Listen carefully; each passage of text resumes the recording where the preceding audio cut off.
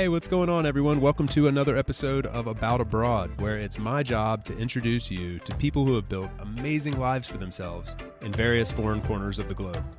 We're talking with expats and thought leaders about moving abroad, remote work, visas, and all the fun and practical knowledge that you need to know to follow in their footsteps. If you've ever dreamed of making a life for yourself overseas, maybe working remotely or embracing long-term travel, retiring or studying abroad, or even just taking a peek inside life beyond your borders, you've landed in the right place.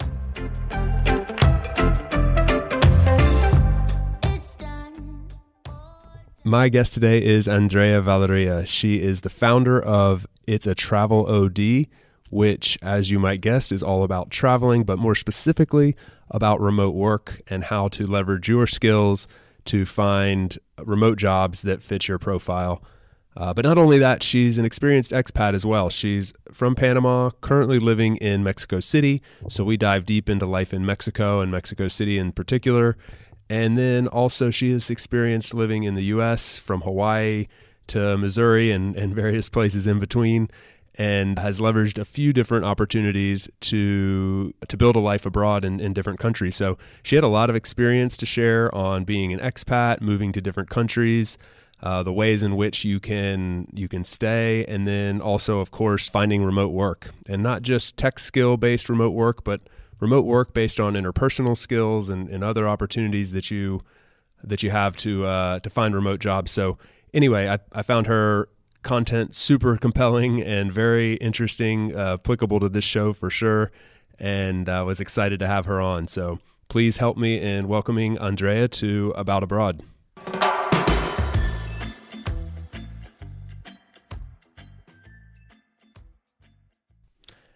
Hey, Andrea, welcome to About Abroad. How are you?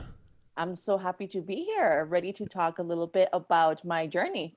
I think people are going to be interested to hear it. As I just mentioned to you before we started recording, like I've been a huge fan of the content you put out about your journey and remote work and immigrating to other countries. It's just like when I first started following you, I was like, this is perfect for the show. I have to get her on. Those are all a little bit of the things that I love, literally traveling, creating content, working remotely, and I merge all my passions into my social media. So thank you for being there and following me. You're welcome. While we're on that note, we can recap this at the end and throw it in the show notes. But while people are listening and on their phones, they can go ahead and find you. What's the handles to track down?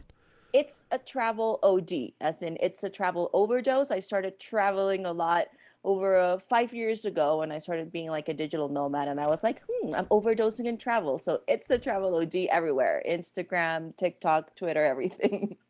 Awesome. Yeah, please go follow everybody. You will not be disappointed. The energy that you portray and like the fun way you approach it, like it's not just like boring lists of like, here's how you get a remote job, here's how you move to this place. It's like fun and vibrant and energetic, and I love it. Thank you. So where are you right now? So right now I am in Mexico City. This has been my home base for like 2 years now. I used to be here, live here, and then from here travel. I used to do a lot of retreats and projects, like great collaborations with travel agencies and things like that. But now, since everything has changed, this is just my home base, and I have been mostly here since everything started. But I Since love it. This is a very convenient city, and I'm glad I have been here for all of this. Yeah, I think Mexico City sounds so interesting. Like I would love to give people a little peek behind the curtain on what life is like in Mexico City, whether that be not just as you're not from Mexico, and we'll talk about your journey to get there in a second, but like just, as a foreigner, and then maybe even not so much as a foreigner, like what's life like in Mexico City? Well, the first time I came here was over five, no, like 4 years ago, maybe. And I remember the first day I was here, everyone was so nice. I was like, is this normal? So that is one of the things that attracted me to the city. People are really welcome to other people, to foreigners, and that doesn't happen in every country. So that was something that immediately got me like falling in love with this city real quick. And it's the customer service is great. That's one of the little Oh, things that I appreciate about a place that doesn't happen everywhere. And it's very convenient. So I remember living in little towns around Latin America that you just couldn't get delivery and little things like that, or you couldn't get Uber or something like that. But here in Mexico City, everything is so easy from delivery to Ubers. And right now with the pandemic, I'm so happy that the delivery system is like that because I just get everything delivered. So the little things like that are just things that I really love about this city. And it's just beautiful. There's so many different restaurants, things to do whenever everything is open. There's live concerts all the time, and it's so lively. So I just love this city. it's a vibrant place, right? Like it's alive. Absolutely. And I mean, it's very heavily populated, Yeah. but also it's very interesting that there's so much greenery, so many parks all around the city. So it's a really good mix of just like huge city with like nature and everything. It's a really good like balance. Yeah. Is that so? Is there nature close by? As in, like, can you quickly access mountains or parks or something? Like, if you want to get out of the city and truly get into nature, is that accessible, or what's right beyond the city limits?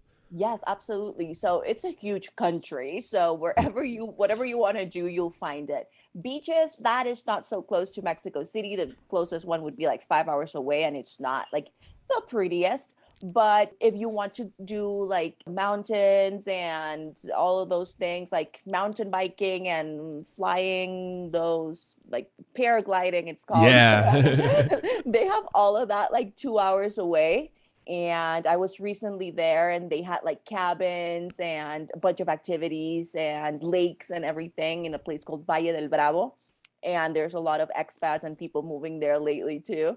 So yeah, there is so much things to do, and also the flights all over the city, all over the country, sorry, are very accessible. So if you want to just travel around flying, it's Yeah. very easy to do once you're here.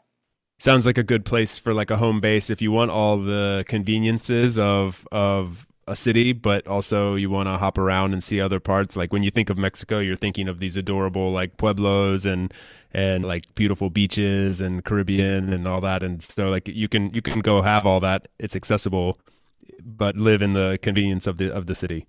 Yes, absolutely. I really enjoy it. And also for someone, if you're coming from the US, because I used to live in the US and then I started traveling around Latin America, this is one of the places where I lived after the US. So, of course, the cost of living was significantly lower. So, I was happy about that. Yeah, that's a good point. I hadn't I guess I tend to think of it as such a metropolis that like maybe that dissipates a little bit. Like it's not going to be so inexpensive, but that's very noticeable. Yes, absolutely. And of course, you can go ahead and live in like Condesa and Polanco, which are the expat neighborhoods, and they are the like the nicer neighborhoods of the city. But if you go and you find a place that has more locals and it's a little bit more like just the regular living of Mexico, people from Mexico City, it's going to be even more accessible, and you're going to have a lot more access to just like the local culture, which is in my opinion a lot more exciting than just living around a place where you'll hear a bunch of people speaking English. And so I'm like, wait, where am I? Yeah, I never get that. Like, if you're going to move to another country, and most people that would be listening to this, like, presumably if they're considering Mexico City or if it's on the map, like, you probably want to go and get into the culture. Like, what's the point in like moving to a little America or something and just being surrounded by the same people? Like, go get some perspective. Yes, I absolutely agree. I love moving to places and actually feeling like local. Like, of course, I want to do all the sightseeing and I want to do the fun stuff the first few weeks. But after a while, I actually really want to have a little bit of a routine, especially when you're moving and you're like in different countries. You want to have a sense of like normalcy and just like not just traveling all the time, because that would be a little bit weird. I was a Yeah. digital nomad for a while, like moving every month, and that was exhausting. That was a little bit too much, and it just didn't give me enough time to like both sightsee and work because Yeah. as a digital nomad or a remote worker, you still want to work even though you are traveling, right? So yeah, I like to find things that are more normal, more local.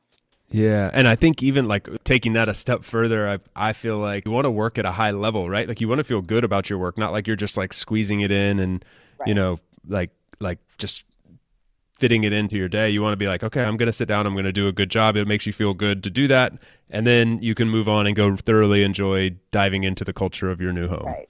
Yeah, and I think Yeah. that's one of the mistakes that a lot of people make when they are new remote workers, because of course all the flexibility and the freedom, they're like, oh, I'm going to work while traveling. This means that I'm going to work 4 hours a week. But that Yeah. is not the case. That is not real, especially not when you're starting. You probably don't have enough sources of passive income to do that.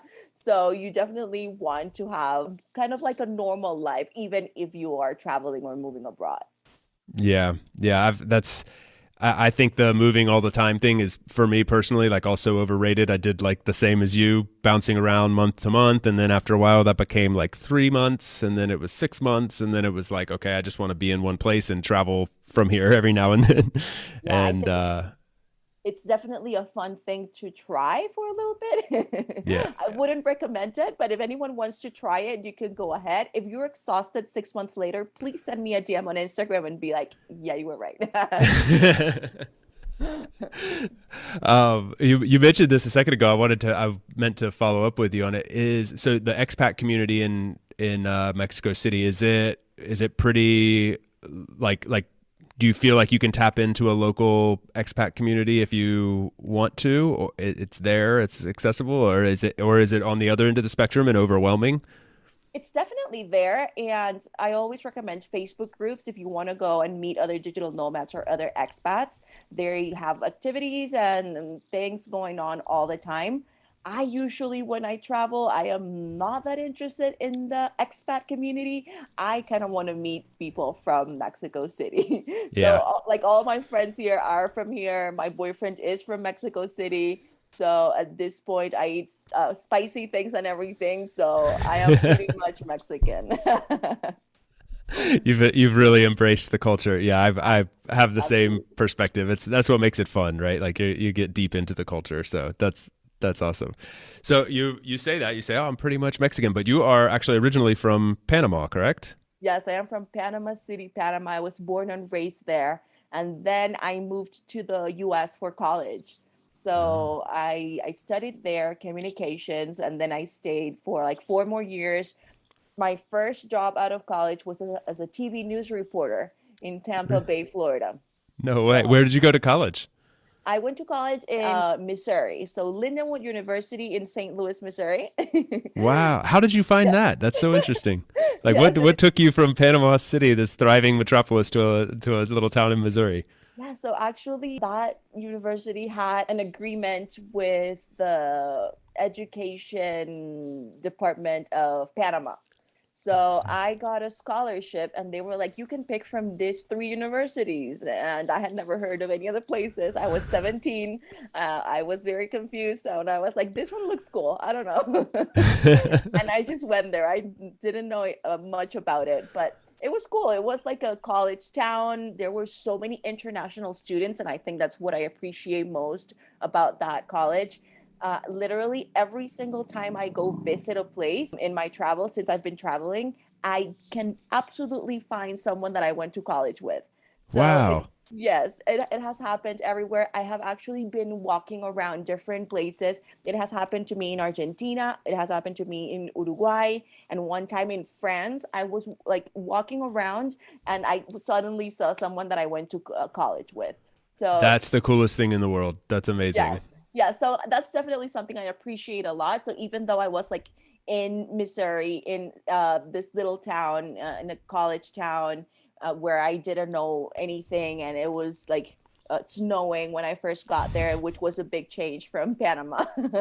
I really enjoyed it. It was definitely cool. So then from there, I went to Tampa, and I was a TV news reporter there for a year. And I was covering a lot of like crime and politics. So my dream of being a TV news reporter and getting ready for TV and all of that was quickly shattered when it was more about like covering these horrible stories all every day. That can be And depressing, right? it was, I was just going to say the same word. It was absolutely depressing. I remember in my year working there, in December, I covered murder, and then December 25th, so Christmas, and then New Year's, I was covering the funeral of that murder. And I was like, wait, I do not want to continue doing this. So, This is not how I plan to spend my Christmases. I'm yes, no. I'm curious, like for you coming from Panama, had you before I ask this question, had you lived in other places before? Like you lived in Panama in the U.S. Was that it at that point? At that point, yes, I traveled, but like Hmm. little family trips. But no, when I moved to the US, I was 17 and I had lived in Panama my whole life. So That's a huge step, and probably prepared you for a life of traveling and exploring other places later. But I wonder if, as a like you're covering these shows, these situations in Tampa, like coming from Panama, was that like shocking, like these kind of things, like you're talking about murders and intense violence, like was this like I'm not accustomed to this kind of thing, or was it like, oh, I know this, I'm okay with this, but like it happens to be my job now, and that's weird. well, you just have to like develop a thick skin really quickly while on the job whenever you're covering those things. Because at that point, everyone was more experienced than me. I was like 21 and covering all of this next to the reporters that had been doing it for 10 years. So I remember in one of those funerals that I was covering, it was so sad because it was someone like my age and it was like a big part of the community, whatever. And I was behind the camera, like trying not to cry. And there were like these big reporters around me, like just looking at me like this little girl, what's like she's new, clearly. You'll get um, used to it. We've been covering murders for years. right. So God. what I did was like, wait, I'm not gonna get used to it. This is depressing. So I stopped doing that and I took a sabbatical year first and I moved to Miami. And I was just like living life, partying, traveling, and I don't know, that's what I decided to do to take a break from all of that. But then I actually went and got my master's degree in Orlando, Florida, and it was in entertainment business. And that's when I started learning even more about things like digital marketing, self publishing, entertainment law, all of these really cool things that I definitely use now, like in my career. And while I was doing that, I also started vlogging, like video blogging. Mm. And that is really when all my like content create love for content creation really like went to the next level. So I was doing my master's degree and starting like a YouTube channel. Then I remember the first time someone contacted me via LinkedIn. They were like, "Hey, our budget is $400. Can you make 4 video blogs about this?" And I mean, at that point, I had been blogging for like 6 months, and I was like, "This is so exciting! Yes, absolutely." You're like, I'm rich. You're throwing money, Yes. dollar bills And, up in the and air. I was so excited. I was like, wait, they're really paying me to make vlogs that I make for free and here in my living room. This is great. Like that was my first taste of really like doing what you love and getting paid for it. So yes, that was like the start of my content creation days. Well, yeah, let's go deeper into your career. What is your tell everybody, like what do you do today to support this awesome lifestyle? Yeah, so right now I am a remote work specialist and I am a content creator too. So I educate people, inspire them, motivate them all through the content that I put out. So a bunch of free resources, like I have a remote job directory in which people can go and find their next remote job. And I have paid services and products. So, for example, I have a book that's on Amazon. I also have services like I help people remotify their resume. So I help them get it ready for remote job applications. And then I also have a course called Land Your First Remote Job to help people from like the very beginning to actually landing their first job. So I provide all services and content around that. So cool. It's such a I was thinking this before we started talking. Like, it's so, I mean, I review a lot of resumes in my day job, and we're a team that's growing, and so many people want to work remotely. Like, I don't want to say everyone because it's not for everyone, but like Right. a very high percentage of people would choose flexibility over not flexibility. And so you get resumes from people with all sorts of backgrounds and all sorts of experience. And one thing that shines through very clearly is like when someone has never worked remotely, and like just buzzwords you can use, and the way you communicate. And yeah, I mean, it doesn't necessarily have to be like a digital nomad type or a very techie person. Like, we can be Right. talking about soft skill type jobs, but often people just lack the like way to convey that. And I think you help people create that messaging. Yeah, absolutely. Because a lot of people don't realize it, but they do have transferable skills.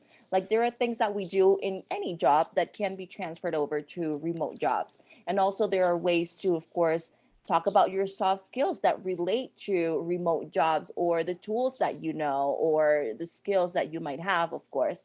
So, a lot of times, people are literally just one good resume away from their first remote job and they don't know how to make it. So I Yeah. like to help them out with that. And of course, with where to find the jobs, how to avoid online scams, all those things that seem very basic for people like us who have been working remotely for a while are of course very new and very different from someone who is an aspiring remote worker. So I like to help them with the whole process. Mention it. You mentioned the like the soft skills are transferable to a remote job. Can you elaborate on that a little bit? Because I think one of the questions I get multiple times per week, I would say, through email or LinkedIn or just conversations with people, like they'll say, I don't have remote work skills. You know, I'm not an engineer. I'm not a social media guru. I'm not very tech savvy, you know. And one of the things I really enjoy about doing this show is talking with people who have the experience of bringing in other elements and utilizing those soft skills, and finding remote work through this like less than obvious path. Right. Maybe that resonates with me because I kind of put myself in that box too. Like, I've developed some of those skills that if I needed to apply for my job today, I kind of have them now. But like when I first started, I didn't, and I had to figure out how to get my foot in the door to get to that level, I guess. So yeah, if you can elaborate on that, like I think that could probably be really helpful for some people. Absolutely. So I think there are a lot of misconceptions about remote work. And one is that you need previous remote experience to get started. And that usually stops a lot of people from even applying to remote jobs. So as long as you have soft skills, which are like personality traits or things that would allow you to work remotely comfortably. So, for example, if you're able to work under minimal supervision, that's a good sign. Not Yes. some people need to have their boss or supervisor there all the time and helping them. If that's the kind of person you are, remote work will probably not be for you because you won't have access to asking the person next to you, hey, how do you do this? So you need definitely to be very resourceful, comfortable with Googling to find solutions to your problems. So if you're the kind of person that likes to find solutions on Google, good, you're on the right path. But if you need to be asking questions constantly, also if you like having that like environment and community and like work family and going to barbecues after work and going to happy hour after work, you won't have that. So if it's in your personality to have all of that, then of course you need to adapt to this new lifestyle. Or you maybe you don't need to adapt. Maybe you say remote work is not for me because I want to go into an office and have that community. So yeah, there are a few things like that that are more like personality wise. Like, are you going to be able to sit in front of a computer for 8 hours a day? If you're like, no, I hate computers, I just can't do it. I'm like, okay, then this might not work for you. Yeah. Are you things like, are you willing to learn new software, new programs, new tools? In remote work, it happens all the time. Like there's new things popping up all the time. And if your company that you're working from for decides that they want to implement it and you're like, oh no, I can't do that, then that's not going to work. Yeah. So being willing to learn new skills, tools, and if you are able to pick them up, all those are little things that are very necessary to work remotely. Also, if you have like attention to detail, a lot of people miss out on their jobs that they're applying to because they can't follow instructions, and the job application said send your resume in a PDF, and they send it as a Word document, and that's it, you're out. So there are things that you definitely need to pay attention to when applying to remote jobs, because that is how a recruiter might be like, okay, I can already see that this person is not reading and following instructions. So no, I'm not going to hire them.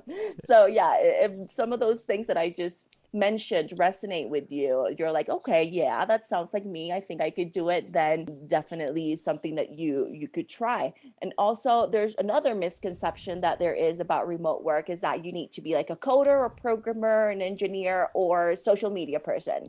And they're like, I don't do any of those four. I don't have a big social media following. I don't like to blog. That's not for me. But there are companies like the one you work for that are fully remote. So that means that everyone in that company, from the HR person to the accountant to the social media person to just everyone in the company, works remotely. So it doesn't matter what kind of education or background or experience you have, there's going to be a job out there for you in which you do not need to change industries or learn something completely new. You just have to learn the tools to do your same job that you've been doing, but do it remotely. So that is something that scares a lot of people. They're like, there's no way I can get a following of 10,000 to work remotely. And I'm like, no, no, no. What do you need that for? So, so yes, definitely a lot of things scaring people away, but it's just because they don't really know how it works, and they don't know what it entails. And they're like, remote worker, travel blogger. I can't do that. Goodbye. So yes, I'm never going to be a travel blogger. I can't work remote. That's the yes, end. no, and that is literally something I hear all the time.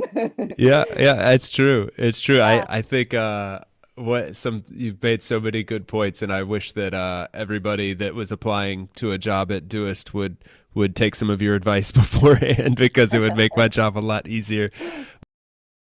We'll be right back to the show after a quick break for a note from our sponsor. This episode is brought to you by my friends over at Lexity. I've lived abroad in various countries, and one common denominator I've found is that dealing with foreign bureaucracy is a nightmare. Trying to navigate visa and immigration waters in another language is not something I'd recommend ever trying on your own, even for the most experienced of us. So when I recently had to renew my Spanish visa again, I turned it over to the pros at Lexity. They've already helped more than 5,000 expats and digital nomads find a home and thrive in countries like Portugal, or in my case, Spain, also Italy, France, and Greece. Some very desirable locations indeed. So whether you're trying to obtain your first visa abroad, purchase a property, or work through international tax issues, Lexity's team of friendly lawyers is here to simplify your journey. The team is super knowledgeable, bilingual, and thorough, and I seriously cannot recommend their services enough. My experience working with them has been incredible, and I can honestly say I don't know that I would have EU permanent residency if it wasn't for the help of the team at Lexity. So if you're ready to make your move abroad, then Lexity is offering an exclusive discount to About Abroad listeners. Grab 10% off your first service with the code AboutAbroad2023 and learn more over at Lexity.com in the show notes, and start your abroad journey today.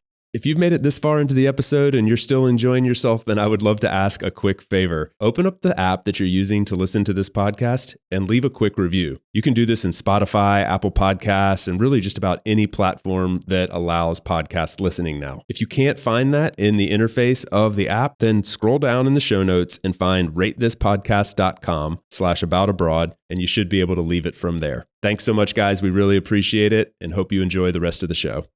One thing that I find really interesting is like you said this, and this is what a lot of people don't know, is like all these tech companies that have, you think, oh, it's a tech company, they're all remote, that's cool, but like I'm not a tech person. Right. As you just said, like there's HR jobs, there's sales jobs, there's accounting jobs, and actually like there's support jobs. Support's huge. Support takes so many bodies.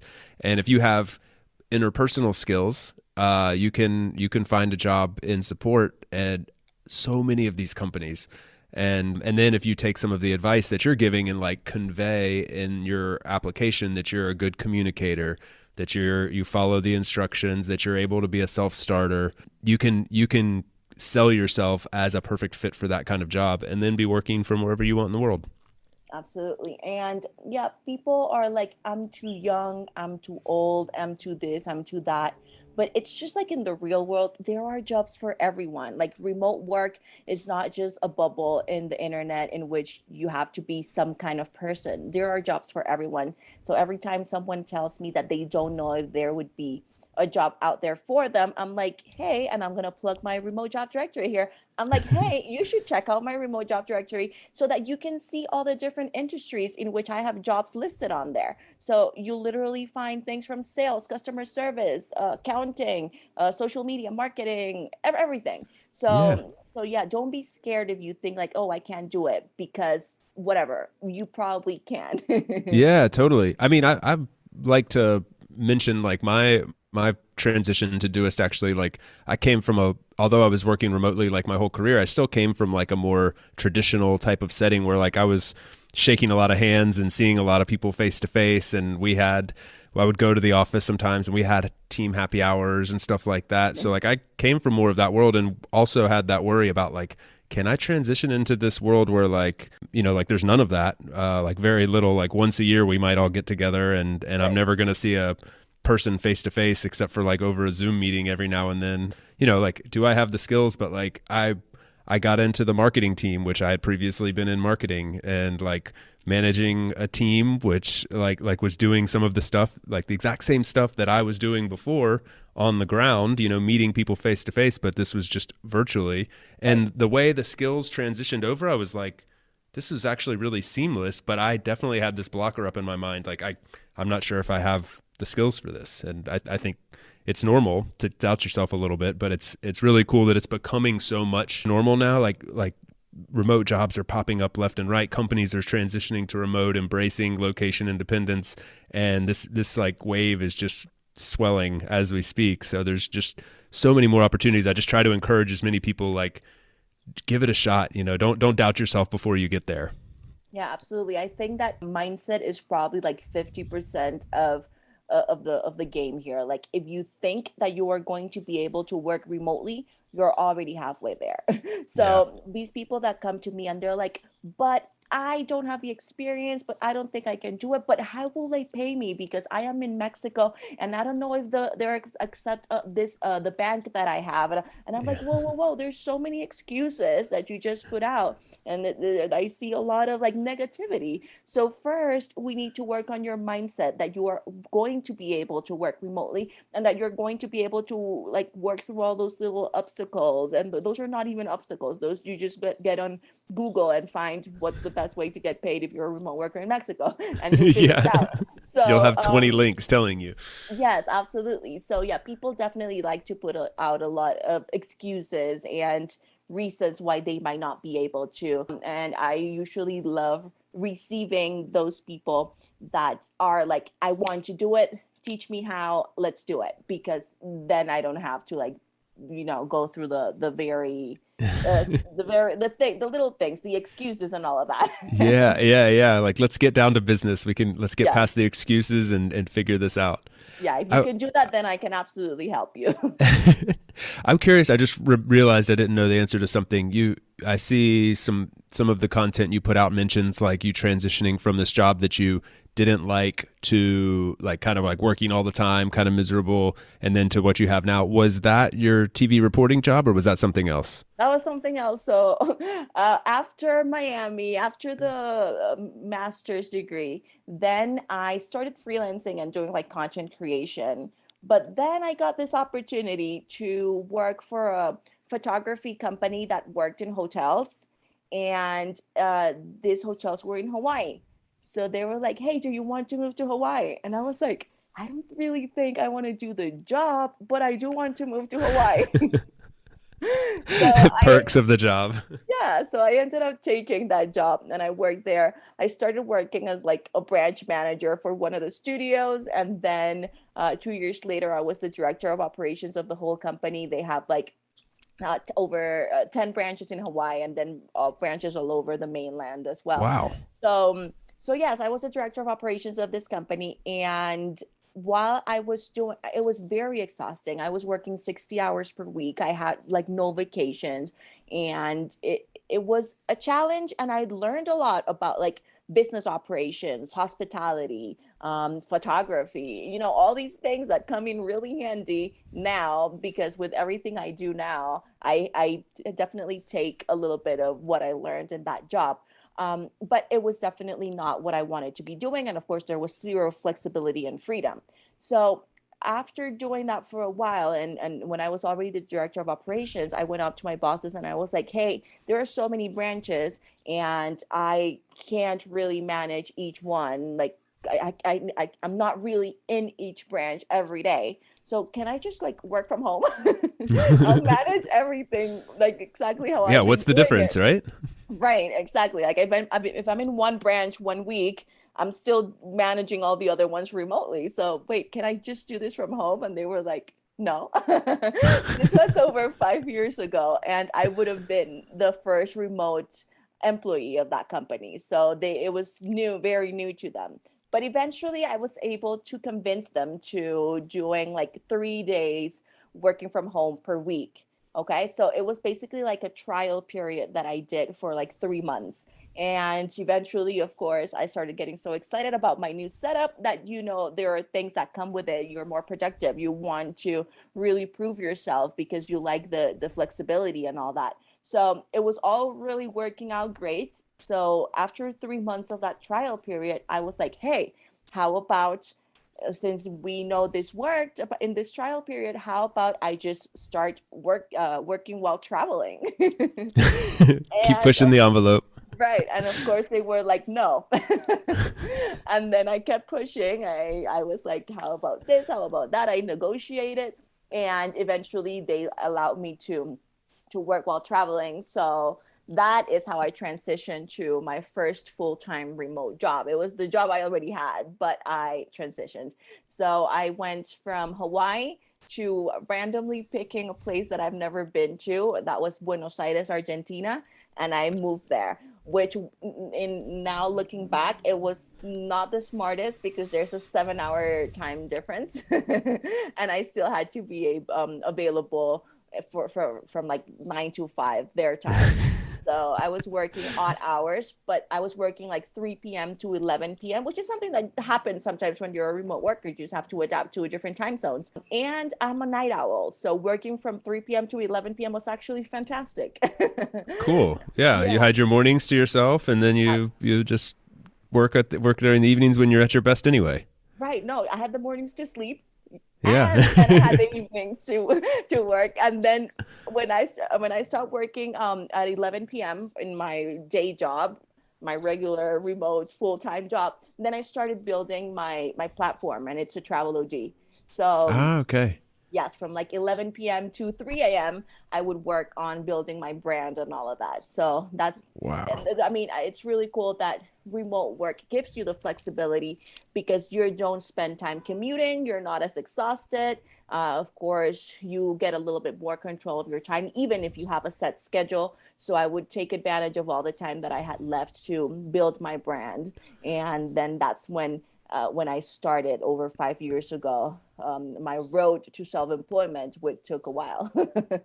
That's some really good inspiration though, I think, for people like and I won't like regurgitate my story, but I have a lot of parallels with like my path that I took to get to like pure location independence. It was very stepped and organized and kind of planned out and take one step forward, two steps back, two steps forward, one step back, get a lot of no's from people saying, no, we can't do that. And then eventually, Right. yes, okay, we can do that. But like, I think that's something that can be overlooked sometimes. Like maybe you're not going to get like exactly what you want right away. Like maybe you're not going to transition from being a college student to full location independence and you're the perfect job that you want, getting the exact money that you want. Like you might have to cut one of those corners off and work your way up to it over the course of a few years or something, but keep your eye on the prize sort of thing. Yeah.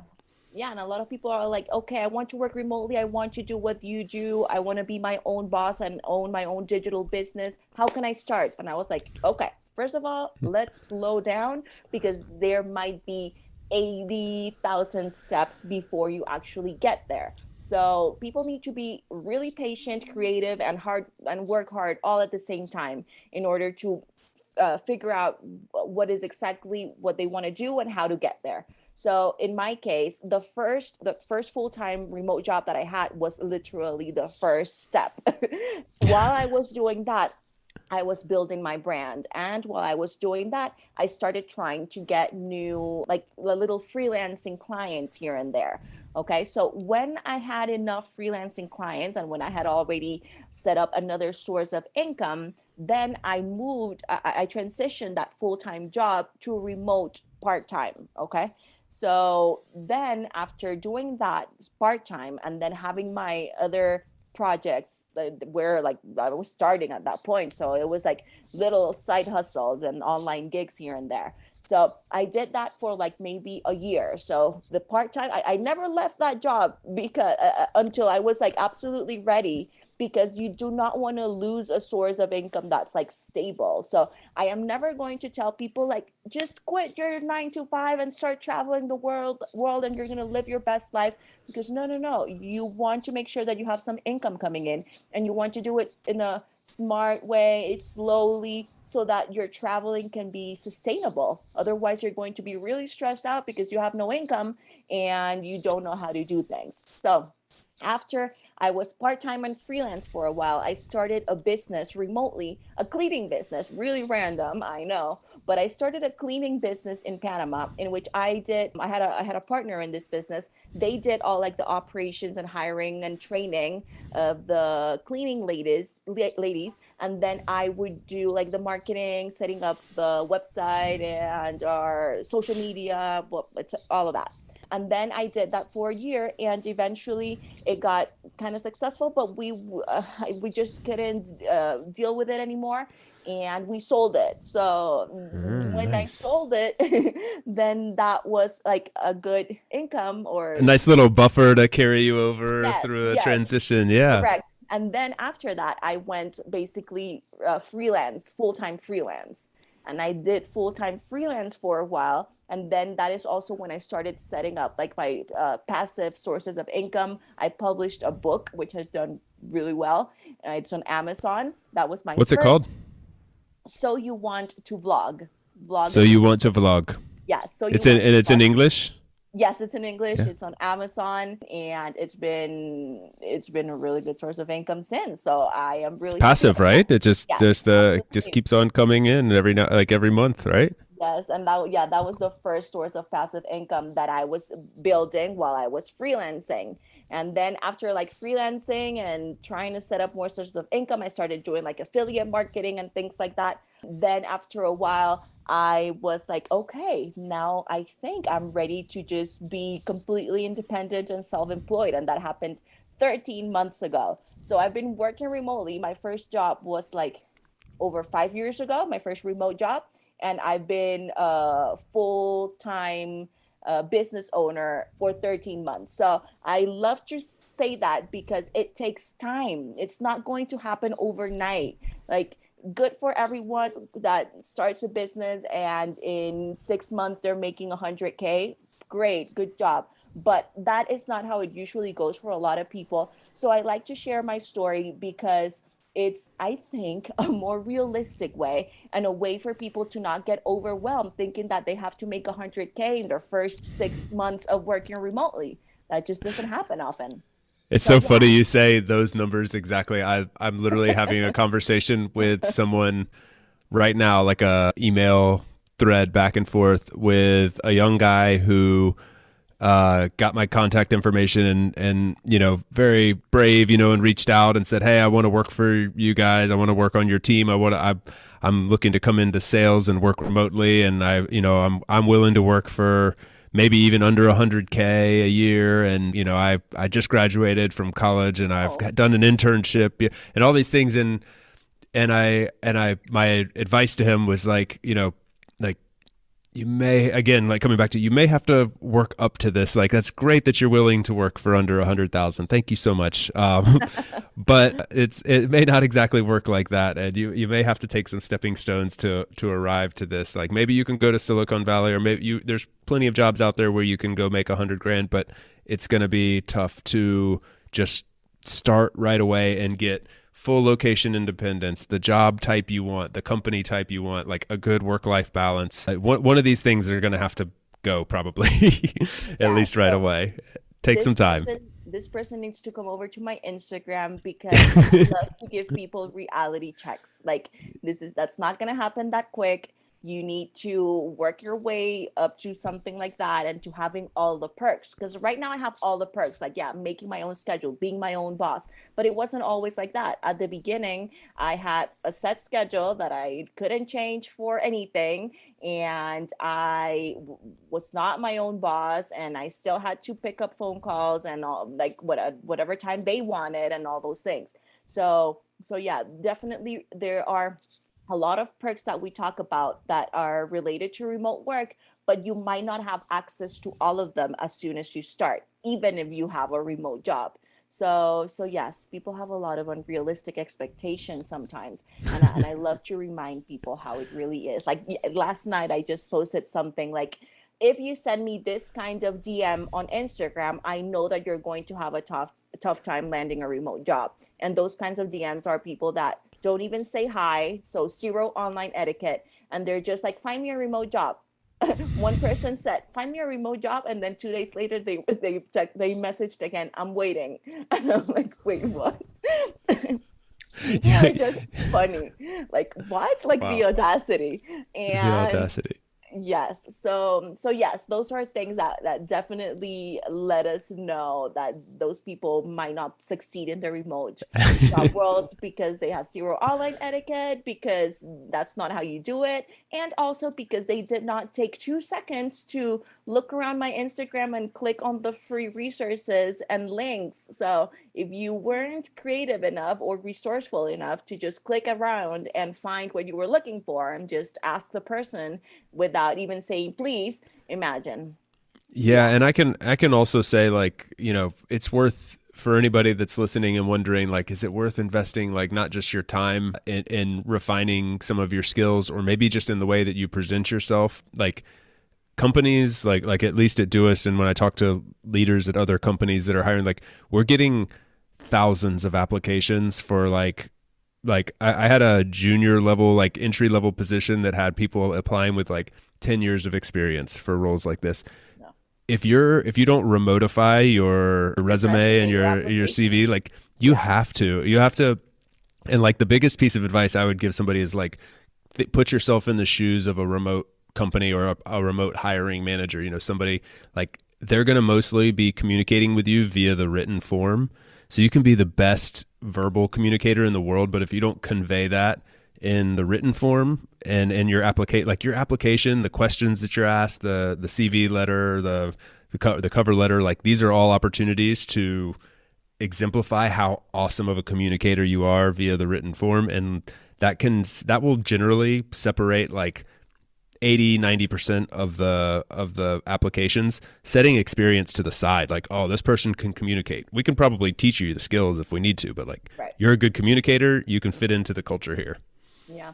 Yeah. And a lot of the people that I help out with Remotify Your Resume service, for example, they're like, I've been applying to jobs for 1 year, and I applied to 5 jobs with your resume and I already have 3 interviews. Like, how Yep. crazy is this? And I'm like, you have the skills. You have what it takes.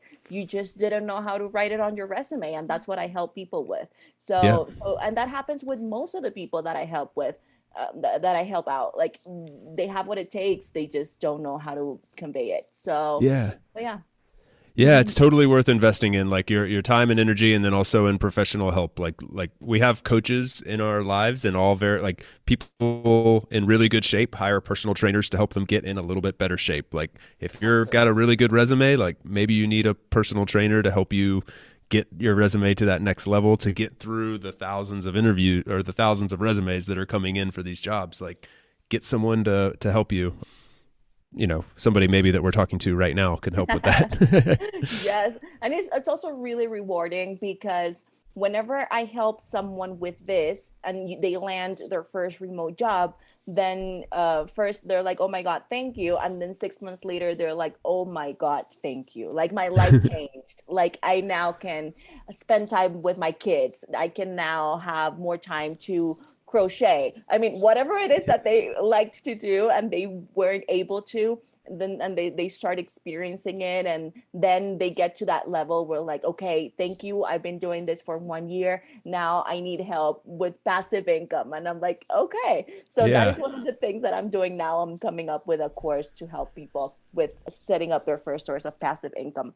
So Yeah, yeah, when I you've always. gained all that time back in your day, you can suddenly find yourself like, I mean, look, I have time to work my full day and then also, create a podcast because it's what I enjoy doing. I think I saw, there's a statistic I just recently saw, like the average American spends like 45 minutes a day in their commute. Like some people, obviously, it's a lot longer, but add that up, 45 minutes a day, 5 days a week, like you're talking hours and hours of your week that could be dedicated to something else. And that's just the commute. There's other elements as well that are really exciting. Like when you think about the average number of hours someone works in the office, it's like only a couple hours a day, like on average about 3. And so like Right. if you're working from home and you're more productive than you are in the office, which is also typically true, like you Yeah. can crush your work in a handful of hours a day, do better than you were doing before, and now you've gotten a few hours back again in your day. So there's the passive income thing is a really really cool approach to tack onto your business model. Yes, absolutely. I like to hear what people are telling me, what they need, what. So some time ago they were like, I don't know where to find remote jobs. So that's how I got the idea to do the remote job directory. Then they were like, okay, so how do I apply? So I came up with my services and my course. Now they're asking me, okay, now I got the job. Thank you. What's next? How do I do passive income? And I'm like, okay, I got you. I'll make the course for you. It'll be ready in a little bit, and that's it. So yeah, it's really cool also to listen to what people need and then just create resources for them so that they can make it happen. So cool. So cool. I didn't realize like our time's flown by here, and there's so much more that I want to get into. So instead of going deep into a handful of things, I'm just going to ask you a couple questions here to wrap this up, and Yes, just if go you ahead. can throw out the first ideas that come to mind. So coming back to living in Mexico City, what generally speaking, not asking you to be a visa expert here or anything, but generally speaking, like is that an easy thing to do, like to just come and stay as a both as a Panamanian, but then also just like if you have any knowledge to drop on generally speaking in Mexico and Mexico City. So generally speaking, everyone gets 6 months to be here as a tourist for most countries. So that was what I did first when I first came here. Then I liked it, and then I was like, okay, so what do I do now? Because I want to stay longer. So there are different resident visas, and they're actually pretty simple to get. In my case, it was. So you have to travel to your own country and go to the embassy of Mexico in your own country and then get like the first step of the resident visa process over there. And there is this visa in which you just have to prove that you have a certain income. And then if you can prove that, then they basically give you the resident visa. So that is pretty simple, and it's like $200 for a year. So that Cool. was it. That was how it worked in my case, and I know it's the same for Americans. So it was pretty easy. Like visas are not that easy in a lot of places. So Yeah, it doesn't always work like that. It sounds pretty yes, straightforward. Is there major like waiting periods? Like do you do that and then wait for months, or is it more like a formality, like you go, you get it and you're back in Mexico? literally the easiest thing ever. I went to Panama for like 4 days, had my interview in the embassy, came back, and then you have to go to the immigration office here to actually get like your resident card, and that Mhm. usually they'll give it to you 2 weeks later. So Wow. yeah, Super easy. Wow. it is really Compared to the easy. Spanish bureaucracy that I'm renewing my visa as we speak, and just as yeah, I could say that's very sounds very nice. Yeah, when I tell you that Mexicans are welcoming, even the immigration office is pretty welcoming of foreigners.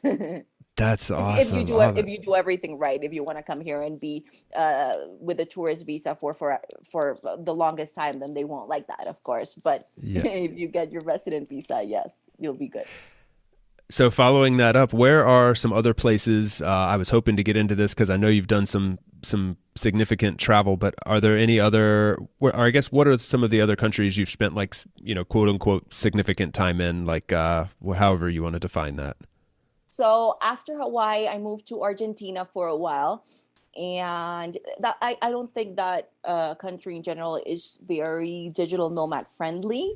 Mm-hmm. So yes, there's that. I also lived in like a mountain town in Panama for a while, which is where I wrote my book because of course there was not much else to do. So it was really good for like if you need to focus for a period of time on a certain project, then I recommend mountain towns. um, so yeah, I lived there for a while, but again, the internet was not very steady. This is So important. Yeah. yeah, so it was tricky, but I mean, to write a book, you don't need super steady internet, so it worked out. And then I also did like a period of time in which I just moved all the time, and I moved like 1 month in. I lived 1 month in Chile, 1 month in Peru, 1 month in again Argentina, Colombia. Then I also lived in Monterrey for 3 months. I loved Wow. Monterrey, Mexico, another place I liked. As you can see, I'm biased. I just like Mexico. Yeah, I get it. Yeah, I also lived in Playa del Carmen for like a year. So Ah, wow. more Mexico, but different places. And yeah, that's mostly where I've lived. Awesome. And where would you move back to if you had to pick one? Is there a place if you said, okay, I'm going to leave Mexico City behind? Where might you go as a plan B? Oh, I was gonna tell you Mexico, duh, but then you told me leave Mexico behind. No, No, Mexico City, Mexico City. If another place in Mexico Playa is del on the Carmen. list, Playa del Carmen. Yes, Okay, good to know. yes. Good to know. Beautiful. So, And then circling back to remote work, what is, broadly speaking, what's the number one piece of advice you find yourself giving to your clients? If you don't mind giving away a little bit of a little bit more free content here, which I know you no, don't. no, absolutely. So, most important thing is to identify your skills, your remote skills. Okay, so most people have remote skills already, so don't get stressed out thinking that you have to learn new ones. With what you have, you can probably already start working remotely right away, even if it has to be an entry level remote job. So, number one, identify your remote skills, and I have free trainings that I'm going to have up really soon that you can take advantage of.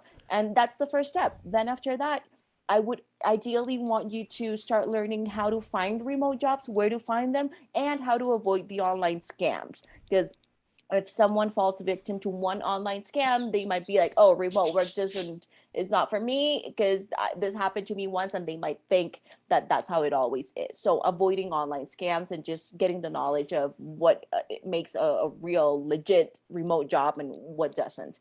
So those are some of the things that I would want people to do first. And then after that, just either learn how to remotify their resume, how to get creative and use tools like LinkedIn, and how to even use social media, not to like position yourself as an expert and all that, because that's just another step of the way, but on how to find jobs. Because if you are following the right people on social media, instead of just looking at funny memes and cat videos, you are going to be able to maybe find your next remote job. Like there's this girl on Twitter that I follow that posts a bunch of writing jobs. So if you're a writer, you have to find the people that are like her and follow them instead of following the people that just post recipes. And nothing wrong with recipes. I follow a bunch of people that post recipes. But but We're not hating on recipes here. Just no, say not it. at You know, all. or No, cat gifs and cat memes. I no. mean, Oh we gosh. all love a good cat meme, but it may not serve you in finding your remote work. Right. So definitely people that say that, oh, but social media is such a distraction. Well, it depends on how you use it. If you want to follow the right people and follow the people that will inspire you and teach you and motivate you to take your next step, then that's where it's at, right? So yeah, those are some of the things that you should be doing at the beginning of your remote job search. Awesome. Such good advice. Like I said, I wish more people applying to our jobs at Doist would follow this advice. I hope that they will. Andrea, this has been awesome. Like I had so much fun learning a little bit more about you and your story and the like I said, the content you put out is amazing, and the advice you gave here and your story is really, really cool. So I hope, and I'm pretty sure that people are going to get a lot out of this and learn quite a bit. No, thank you so much for having me and for taking the time to share my story with your audience. Yeah, definitely. And I'm glad you brought your you have the bird friend in the background that joined us as well. So Yes, thanks to he or she. yes. The good thing is that it didn't join us for the whole thing, not just at the end. It's very Yeah, respectful. exactly. It wanted to join in on the fun before we signed off. Yes. That's great. Well, yeah, thank you again. We'll have to maybe do it again sometime, and I look forward to continuing to follow the journey and see more of your programs coming out. And one more time before we sign off, just remind people the handle to go follow, and again, I'll add it to the show notes as well. Yeah, so It's a Travel OD is my Instagram, Twitter, TikTok, everything. And it's a travelod.com is where you can find my remote job directory and information about all the free trainings, my course, and everything that I have to help people with their journey. Fantastic. All right. Thank you so much. And yeah, I look forward to the next time we get to catch up. Thank you. Thanks for tuning in today from wherever you are in the world. Once again, I'm Chase, and this has been another episode of About Abroad. You can visit aboutabroad.com to get our latest updates and listen to past episodes, or find us on Apple Podcasts, Spotify, Stitcher, really anywhere you get your podcasts. On that note, if you enjoyed the show, feel free to subscribe, and if inclined, leave a few stars and a review. It's truly, truly appreciated and will help more wanderers just like you find us. Until the next time, adios from España.